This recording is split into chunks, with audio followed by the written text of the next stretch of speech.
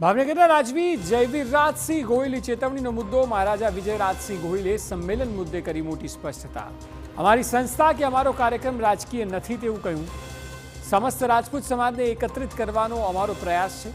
રાજપૂત સમિતિ સંપૂર્ણ રીતે ક્ષત્રિય સમાજના વિકાસ માટેની છે। દાંતા સ્ટેટના મહારાજા રિદ્ધિરાજસિંહે પણ સ્પષ્ટતા કરી કેટલાક લોકોએ સમાજના નામે રાજકીય લાભ ખાટવાનો પ્રયાસ કર્યો। હું કોઈ વિવાદ પેદા નથી કરવા માંગતો, આખી દુનિયા જાણે છે। અમારો પ્રયાસ રાજપૂત સમાજનો ઉદ્ધાર અને વિકાસ કરવાનો છે। મહત્વપૂર્ણ છે કે ક્ષત્રિય સંમેલન પહેલા ભાવનગરના યુવરાજે સમિતિના આગેવાનોને ચીતવ્યા હતા।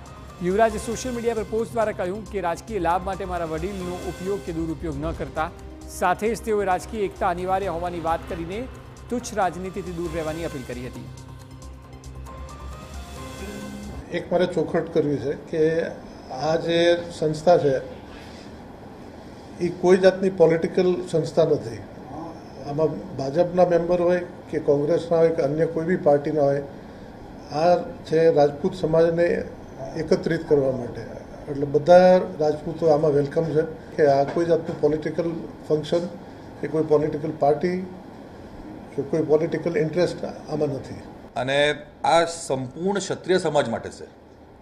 તો સૌથી પહેલાં તો હું આપને એક એ ચોખવટ કરું છું કે સંપૂર્ણ ક્ષત્રિય સમાજ માટે છે। આમાં જેટલા પણ ક્ષત્રિય સમાજના છે એમને સાથે લેવાના છે।